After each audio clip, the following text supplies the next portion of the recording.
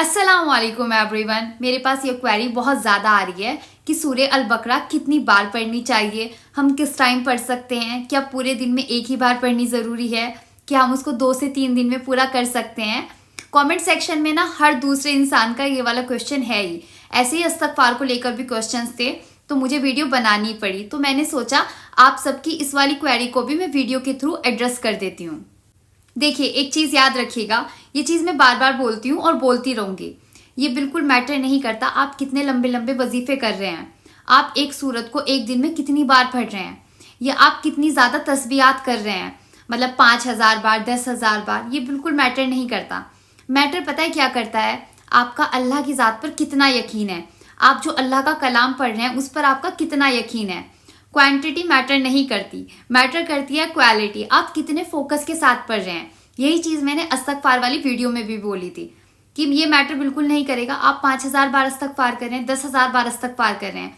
Matter करेगा कि आप कितने दिल से इस्तगफार कर रहे हैं और कितने दिल से अल्लाह के सामने तौबा मांग रहे हैं। अल्लाह पाक ने ये बिल्कुल नहीं कहा है कि आप हलाक हो जाओ, आपके अंदर हिम्मत नहीं है, आप तब भी पढ़े जा रहे हैं। आप नफली इबादत करो, बिल्कुल करो। ये तो वो वाली चीज़ है ना कि आप मिठाई में जितनी ज़्यादा चीनी डालोगे वो इतना मीठा हो जाएगा। तो आप जितनी ज़्यादा इबादत करोगे, अल्लाह को खुश करोगे, इतना ही आपकी ज़िंदगी में आपको फ़ायदा देखने को मिलेगा।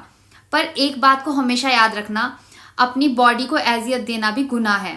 सिर्फ इतना करो जितना आप कर सकते हो। चाहे कोई भी वजीफा करो, कोई भी दुआ पढ़ो, जो भी आप कुछ कर रहे हो पूरे दिल के साथ करो और अल्लाह पर पूरा यकीन रखो। और ये मत सोचो हमारी तो दुआ नामुमकिन सी है, ये कैसे पूरी होगी। ये मत सोचो ये सब तो इतना मुश्किल है, कैसे होगा भी या नहीं। ये सोचना हमारा काम है ही नहीं। हमारा काम है अल्लाह को खुश करना, अल्लाह की इबादत करना, और जो भी कुछ हमें चाहिए वो अल्लाह से मांगना। हमारा काम सिर्फ इतना है, और इतना मांग कर हमें सुकून रखना है और अपनी दुआओं पर यकीन रखना है, अल्लाह की ज़ात पर यकीन रखना है। अल्लाह ताला कुरान में कहता है, जो बंदा मेरे ऊपर यकीन करता है मैं उसके लिए काफ़ी रहता हूँ। चलिए अब हम बात करते हैं सूरह अल बकरा की, कि इसको कितनी पढ़नी चाहिए, क्या इसको एक ही दिन में पूरी करनी ज़रूरी है, क्या इसको हम 2 से 3 दिन में पूरा कर सकते हैं। देखिए, एक चीज़ मैं आपको बिल्कुल क्लियर कर देती हूँ, कहीं पर भी नहीं लिखा हुआ कि आपको सूरह अल बकरा एक ही दिन में पूरी पढ़नी है। तो देखिए, अगर आप इसको एक दिन में पूरा कर सकते हैं तो बहुत ज़्यादा अच्छी बात है, आप इसको एक दिन में पूरा कर सकते हो। आप इसको 1 सिटिंग में पूरा करना चाहते हैं, आप इसको 1 सिटिंग में पूरा कर सकते हो। और एक दिन में भी अगर आप इसको 1 सिटिंग में पूरा नहीं कर पा रहे हो तो आप इसको डिवाइड कर सकते हैं। आप फजर की नमाज के बाद पढ़ सकते हो, थोड़ी सी आप जोहर की नमाज के बाद पढ़ सकते हो, सो ऑन, ऐसे ही कंटिन्यू कर सकते हो। लेकिन अगर आप एक दिन में पूरा नहीं कर पा रहे तो इट्स ओके, कोई बात नहीं। मतलब आप इसको 2 से 3 दिन में पूरा कर सकते हो। 2 से 3 दिन में भी पूरा नहीं कर पा रहे हो तो 1 हफ्ते में पूरा कर सकते हो।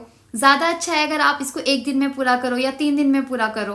देखिए, जैसे मैं अपनी बात करूं तो मैं इसको 1 सीटिंग में भी पूरा कर लेती हूँ, मैं इसको पूरे दिन में भी डिवाइड कर लेती हूँ, पूरे दिन में कंप्लीट कर लेती हूँ।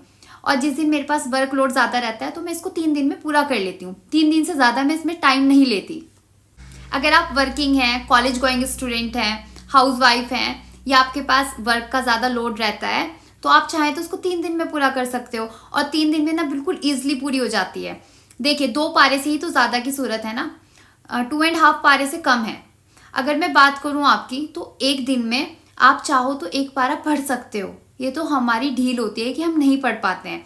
1 पारे को पूरा करने में मैक्स टू मैक्स आधा घंटा लगता है। क्या आप आधा घंटा नहीं निकाल सकते? बिल्कुल निकाल सकते हैं हम लोग। आप इसको 3 दिन में ईजिली पूरा कर सकते हो अगर आप चाहो तो। आप अपने अकॉर्डिंग इसको डिवाइड कर सकते हो, आप जिस तरीके से भी इसको पूरा करना चाहें। ये मत सोचिएगा एक ही दिन में पूरा करना है या 3 ही दिन में पूरा करना है। ऐसा अपने आप को बिल्कुल भी प्रेशराइज मत करिएगा। जितना आप कंफर्टेबल होकर पढ़ पाओ इतना करिए। देखिए, अपने आप को एजियत मत दीजिए, अपने आप को हलाक मत कीजिए। कोई भी चीज़ तभी काम करेगी जब अल्लाह सुब्हानहू व तआला चाहेंगे। तो ये मत सोचिए कि इस सूरत को पढ़ने से मेरी दुआ कबूल होगी। इस सूरत को पढ़ने से आप अल्लाह ताला से सिफारिश लगा रहे हैं, आप अल्लाह को खुश कर रहे हैं। दुआ कबूल करने वाली ज़ात अल्लाह की ही है। अपने माइंड में ये चीज़ रखिए, आप जितना भी पढ़ रहे हो, जितना भी कर रहे हो, अल्लाह ताला वो सब कबूल कर रहा है। कबूल करने वाली ज़ात सिर्फ अल्लाह की है। आप अल्लाह से अच्छा गुमान रखो। देखिए, बात सारी यकीन की है और नियत की है, और हमारी नियत को अल्लाह सुब्हानहू व तआला के अलावा कोई नहीं जानता। अल्लाह ताला बेहतर जानता है। कोई तो सिर्फ कलमा पढ़ता है, बिस्मिल्लाह पढ़ता है और सिर्फ अल्लाह को इतना ही पुकारता है, या अल्लाह, और अल्लाह ताला उसकी दुआओं को कबूल कर लेता है।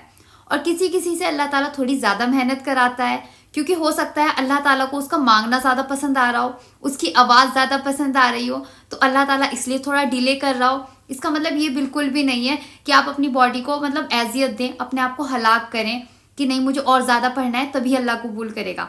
ज़्यादा से ज़्यादा पढ़ना चाहिए, पर अपने आप को परेशानी भी नहीं देनी चाहिए, क्योंकि अपनी बॉडी का भी अल्लाह ताला के यहाँ पर जाकर हिसाब देना है। बस इतना ही कहूँगी, जितना भी आप पढ़ रहे हो पूरे यकीन के साथ पढ़ो और बिल्कुल खुश होकर पढ़ो कि अल्लाह ताला आपकी दुआओं को कबूल करेगा। अच्छा गुमान रखकर अल्लाह ताला से मांगो। मिलते हैं नेक्स्ट वीडियो में, तब तक के लिए अल्लाह हाफिज़।